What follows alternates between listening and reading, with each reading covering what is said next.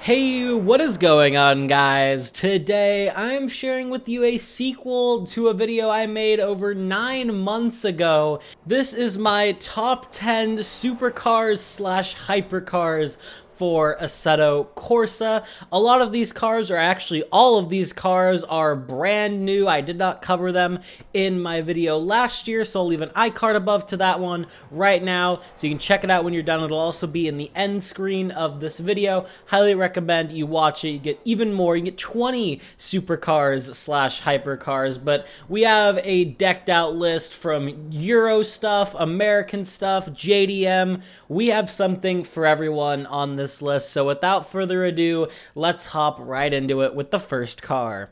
And that is the 2017 Nissan GTR Nismo. This is the top of the line R35, the maximum performance you can get. And it has a whopping 608 brake horsepower, 747 Newton meters of torque, and it all weighs just 1,750 kilograms. This thing does sadly use the Kunos physics, but I mean, I don't think the GTR has changed from how much it's driven since whenever the regular GTR came out, the 2014 one. This just gives it a nice little refresh. The main differences are the tail lights and the front bumper. It's just been kind of refreshed. I think it looks a lot nicer.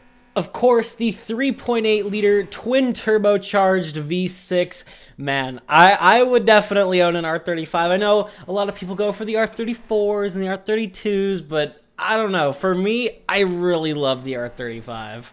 Next up, we have the Bugatti Veyron Grand Sport Vinesse. That's what I'm going to go with. It's just basically just a Bugatti Veyron. It's a higher skew of it. Of course, this car held the top speed record for a production car for a very long time until its successor, the Bugatti Chiron, came out. And even then, I think there's another car. It's probably a Koenigsegg that's gone faster.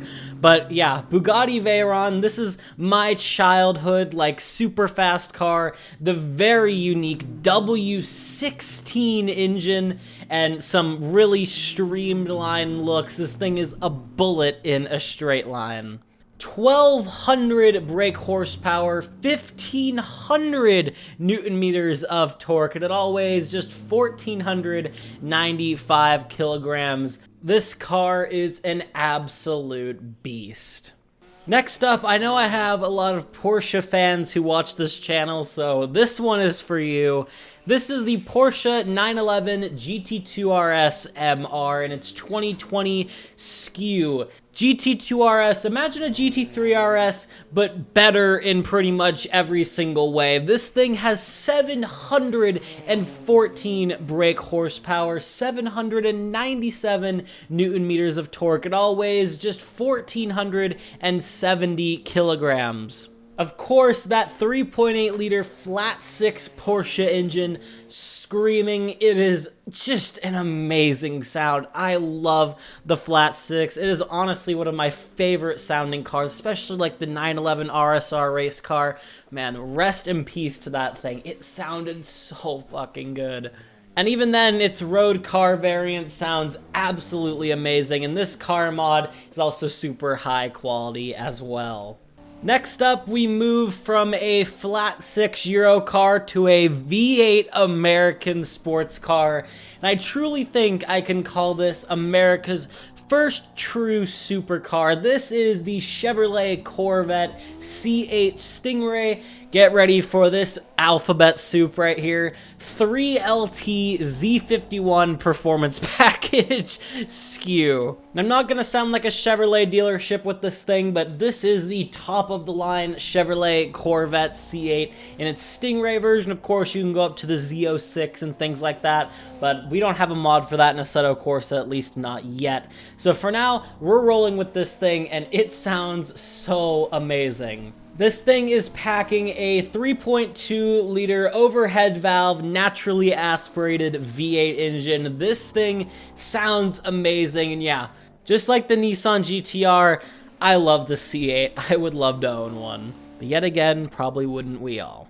Next up, we have a legendary name reborn in a new modern day specification. Of course, I'm talking about the Acura NSX if you live here in America, or the Honda NSX if you live literally anywhere else in the world. 573 brake horsepower, 645 newton meters of torque, it all weighs 1,720 kilograms, and of course, the NSX name is infamous. It's powered by the 3.5-liter twin-turbocharged V6 engine. It also has an electric motor in it as well. Personally, I don't like the look of this thing. I think the new, like, Spec S or Spec R or something like that, there's a brand new one. I think that looks a lot cooler, but just the looks of this thing, it's just not my thing, but I definitely respect and see how people can like this. The mod itself, though, is really high quality, and I highly recommend you check it out. So remember when I was talking about that Bugatti Veyron successor? Well, this is it. This is the Bugatti Chiron Super Sport 300 Plus. Now you're probably thinking the Bugatti Veyron had 1,200 horsepower, and that is a ton of horsepower, until you realize that this one has 1,600 horsepower, 1,663 newton meters of torque. It does weigh about 2,000 kilograms though. The Super Sport 300 Plus, you're probably wondering what that 300 Plus means. I'm about to tell you right now, because this is the SKU designed to break the 300 mile per hour barrier. I don't know if it has yet. This came out in 2020, so it was COVID times and all that. I could be wrong. I don't know if it beat it, but I mean, I wouldn't be surprised. Just like the Veyron W16 engine, very unique, sounds amazing in my opinion, super high quality mod as well. Now I move away from 300 plus mile an hour beasts to something a little bit more tame. This is the McLaren 600 LT. It's 2019 model year specification. This thing has 592 brake horsepower, 620 newton meters of torque. It all weighs 1,247 kilograms. This thing is actually quite light, quite nimble, and I think it drives really well. I do enjoy this thing. Believe it or not, it's powered by a 3.8-liter twin-turbocharged V8 engine. Yeah, super cool. I didn't know this thing had a V8. I would have just assumed it had a V6 or something like that, but definitely cool that this thing's powered by a V8. I love the look of it as well. Very clean. I always like the look of McLaren's cars. I don't really think they've ever made a truly ugly car. And this one does have also some very fun and cool colored paint schemes, like some purples, some very sky light blues. So if you're taking screenshots, that will be fun as well. Next up, we move to a very interesting car. This is the Lamborghini Gallardo Superleggera. But as you can probably notice, there's something just a teensy bit different with it. In fact, there's a lot different under the hood. This thing has a bumper delete because this thing has been tuned to Timbuktu, with sporting that very, very nice exhaust, and as you can see, those dual cold air intakes. This thing is making 1,552 brake horsepower, 1,023 newton meters of torque, and it only weighs 1,340 kilograms. This thing is a beast. If you want some screenshots as well, having that bumper delete looks so cool. And yeah, this thing is just absolutely insane. It's actually the only Lambo on this list, but I think it definitely makes up for it with its very crazy nature. Next up, we have the Pagani Huayra Roadster. Paganis, you either like the look of them or you don't. I like some of them. This one, I don't like the headlights. I like the back of it.